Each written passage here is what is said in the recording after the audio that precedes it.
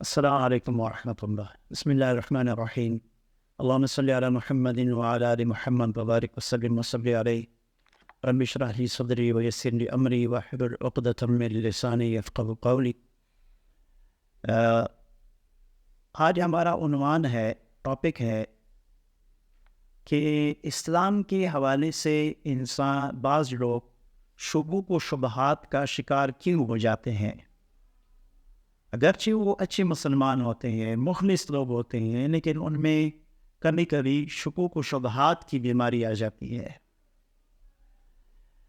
ہم اس کو ایک مثال سے سمجھ سکتے ہیں۔ انسان جب کسی چیز کے ساتھ مانوس نہیں ہوتا، کسی چیز کے متعلق جب ان کے مشاہدات کمزور ہوتے ہیں، تو وہ ان چیزوں میں شکوک و شبہات میں پڑ جاتا ہے، ان چیزوں کے سمجھنے میں وہ غلطی کرتا ہے۔ مثلا دو جوا بھائی ہے جن کی شکلیں آپس میں مل رہی ہے، ایک شخص نے ان کو ایک دو مرتبہ دیکھا، تو اب اگر ایک دو مرتبہ دیکھنے کے بعد ان میں سے ایک بھائی اس شخص کے سامنے آئے تو وہ شک میں پڑ جائے گا، وہ کنفیوز ہو جائے گا کہ یہ کون سا وعدہ ہے، اس کی کنفیوژن کی وجہ کیا ہے؟ اس کی کنفیوژن کی وجہ اس کی نامانوسیت ہے اس بھائی کے ساتھ، ان دونوں بھائیوں کے ساتھ، اس کے مشاہدے کی کمزوری ہے۔ لیکن اگر یہی دو جڑواں بھائی ہے تو گھر والے ان میں آسانی سے فرق کر سکتے ہیں۔ گھر والے ان کے بارے میں جب ان کے سامنے ایک آئے تو ان کے بارے میں کنفیوز نہیں ہوتے۔ یہی معاملہ اسلام میں بھی ہے۔ بعض لوگ شکوک و شبہات میں اس لیے پڑتے ہیں کہ ان کی مانوسیت اسلام کے بارے میں اور ان کے مشاہدات وہ کمزور ہوتے ہیں۔ اب مثلا ایک مثال لیتے ہیں، ایک اعتراض کیا جاتا ہے، ایک اشکال کیا جاتا ہے، وہ یہ ہے کہ عام طور پر یہ جو مزاروں پر یا ہندو لوگ مزاروں پر یہ غلافیں چڑھاتے ہیں اور ان سے لپٹتے ہیں اور پھر ان کو گھیرے دیتے ہیں وغیرہ وغیرہ یہ کرتے ہیں، تو جب لوگ یہ دیکھتے ہیں کہ یہاں پر تو یہ کچھ ہو رہا ہے، لیکن مسلمان جو علماء ہے یہ اس کو برا کہہ رہے ہیں، اس کو بند کرنے کی کوشش کرتے ہیں، لیکن یہی معاملہ اگر دیکھا جائے تو خانہ کعبہ کے خلاف کے ساتھ کیا جاتا ہے۔ وہاں پر بھی خانہ کعبہ کے خلاف سے لوگ لپٹ کر دعائیں مانگتے ہیں، تو اگر خانہ کعبہ کے خلاف کے ساتھ لپٹ کر دعاؤں کی اجازت ہے، وہ بھی ایک کپڑا ہے، تو یہاں پر پھر ان کپڑوں کے ساتھ لپٹنے کی کیوں اجازت نہیں ہے؟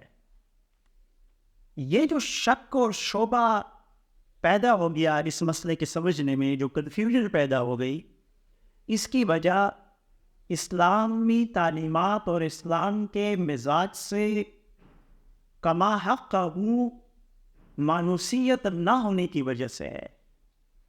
اسلام کا یہ مزاج ہے کہ وہ انسان کے نفسیات میں چھپی ہوئی جو محرکات ہوتے ہیں، جو عام طور پر اکثر انسانوں سے اوجھل ہوتے ہیں، ان کا لحاظ رکھتا ہے اسلام۔ کیسے؟ جیسے ہمیں کسی سے محبت ہو تو ہم چاہتے ہیں کہ ان کے ساتھ لپٹ جائے، ان کو چھو لے، ان کو کس کرے، جیسے والدین ہیں، والدین اپنے اولاد کے ساتھ لپٹتے ہیں اور اولاد والدین کے ساتھ لپٹتی ہے۔ بالکل یہ تو حقانیت کی دلیل ہے اسلام کی، کہ وہ اس کا مطلب یہ بنتا ہے کہ اسلام ہمارے نفسیات سے کما حق کا خبردار ہے، وہ علم رکھتا ہے، اس لیے ہمارے ان نفسیات کا انہوں نے خیال رکھا۔ لیکن اس کا یہ مطلب بھی نہیں ہے کہ اس کو وسیع کیا جائے، بلکہ اسلام نے جدھر ہمیں اس کو اجازت دی ہے وہاں تک اس کو محدود رکھا جائے، اس کو مزید وسعت نہ دی جائے، اس کو مزید نہ پھیلایا جائے، کہ اس بات کو دلیل بنا کر مزاروں پر اس کو چڑھایا جائے، ان کے ساتھ لپٹا جائے غلافوں کے ساتھ. جیسے اس کو سمجھنے کے لیے جیسے انسان کے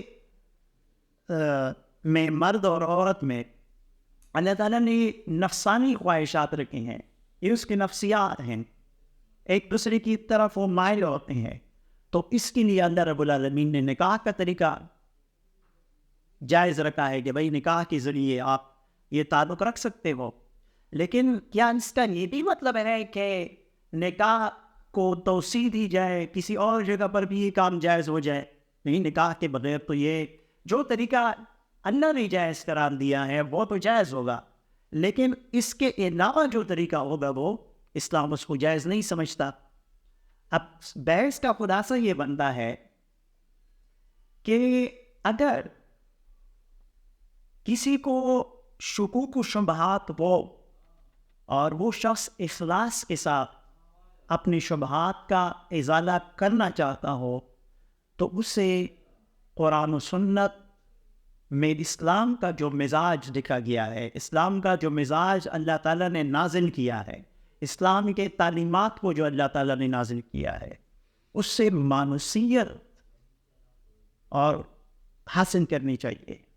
کما حق کا وہ جس مطالعے سے، جن مشاہدات سے وہ مانوسیت ملتی ہے وہ مطالعہ اور وہ مشاہدات کرے، تو کوئی وجہ نہیں ہے کہ ان کے شبہات کا ازالہ نہ ہو سکے. لیکن ضروری یہ ہے کہ انسان اخلاص کے ساتھ اپنے شبہات کا ازالہ کرنے کی کوشش کرے، اس کی نیت رکھے، تو ضرور بالضرور اسلامی تعلیمات سے کما حق و مانوسیت اس کو ان شبہات کے دلدل سے آسانی سے نکال دے گا.